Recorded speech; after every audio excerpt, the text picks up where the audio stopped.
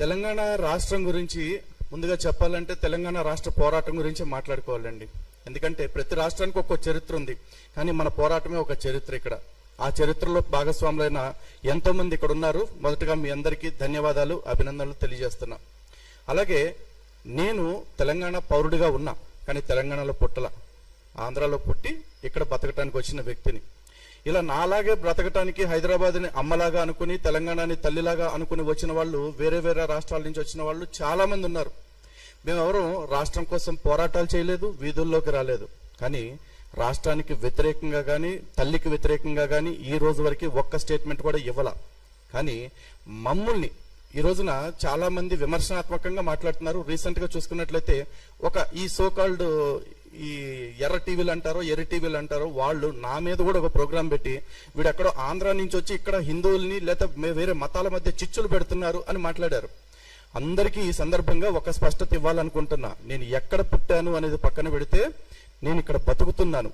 ఈ తల్లి గురించి మిగతా వాళ్ళు ఇచ్చిన స్టేట్మెంట్ కంటే నేను ఇచ్చే స్టేట్మెంట్ ఒకటే, నాకు ఫస్ట్ తెలంగాణ ఫస్ట్ అనేది నా స్టేట్మెంట్.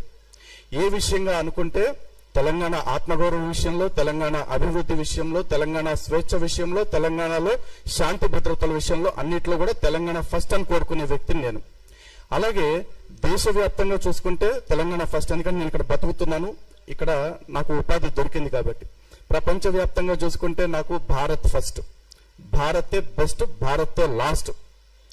కానీ ఓవరాల్ గా చూసుకుంటే నాలాంటి వాడికి ధర్మం ఫస్ట్, ధర్మం నెక్స్ట్, ధర్మం లాస్ట్. ఆ ధర్మం కోసం బతుకుతాం, ఆ ధర్మం కోసమే చేస్తాం.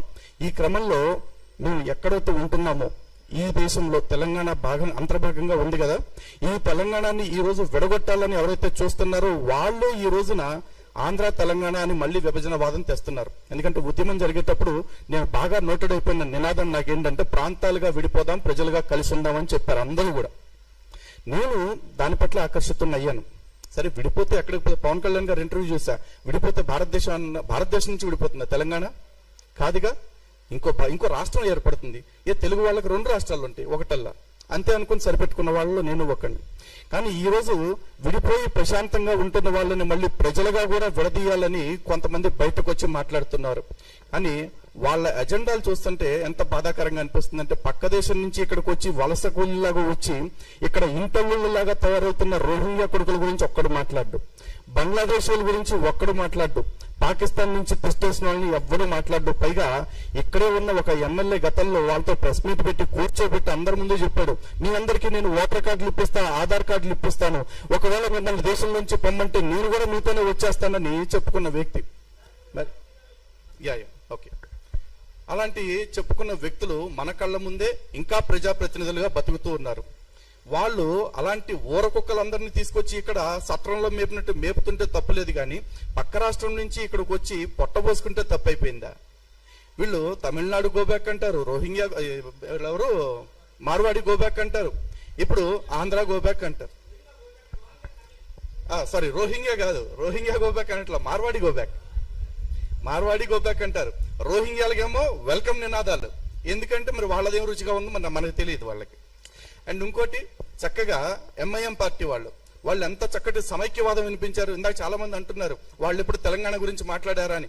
తెలంగాణ గురించి మాట్లాడకపోవటమే కాదు, సమైక్యవాదాన్ని వినిపించాడు. పైగా దేశవ్యాప్తంగా తెలంగాణ బిల్లు ఆలస్యం అవటానికి ఒకానొక మెయిన్ రీజన్ ఎంఐఎం పార్టీ. ఎందుకంటే తెలంగాణ విడిపోతే ఇక్కడ మతోన్మాద శక్తులు బలపడిపోతాయి, ముస్లింలకు రక్షణ కొరబడుతుంది అంటూ లేని అభద్రతను క్రియేట్ చేసి ఆ రోజున బిల్లు ఆలస్యం అయ్యేలాగా చేశాడు. పైగా దిక్కుమాలిన ప్రతిపాదనలు కూడా పెట్టాడు, రాయల తెలంగాణ అని చెప్పేసి, రాయలసీమని తెలంగాణ కలపాలని చెప్పేసి రకరకాలుగా పెట్టారు. అసలు ఉద్యమంతో సంబంధమే లేని ప్రాంతాన్ని తీసుకొచ్చి ఉద్యమంలో భాగం చేయాలని కుట్రలు చేశారు.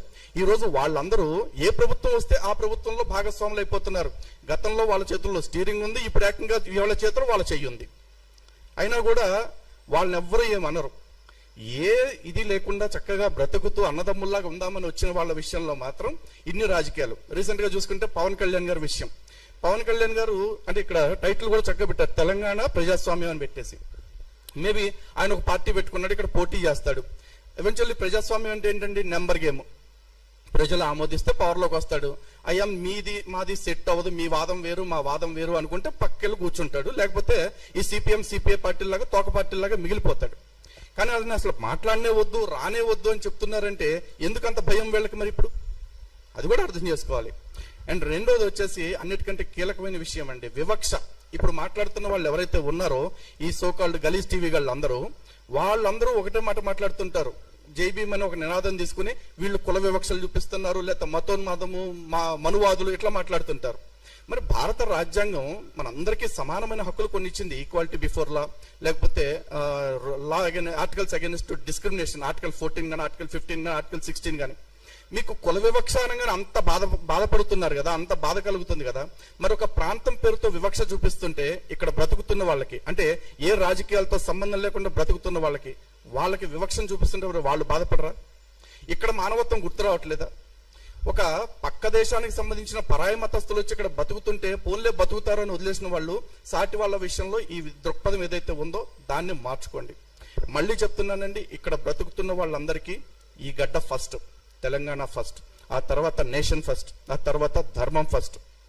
విశాల దృక్పథంలో చూసుకుంటే ఆ ధర్మం కోసం మేము ఎవరితోనైనా కలుస్తాము, అందరితో కలిసి పనిచేయడానికి సిద్ధంగా ఉన్నాం. జై తెలంగాణ, భారత్ మాతాకి.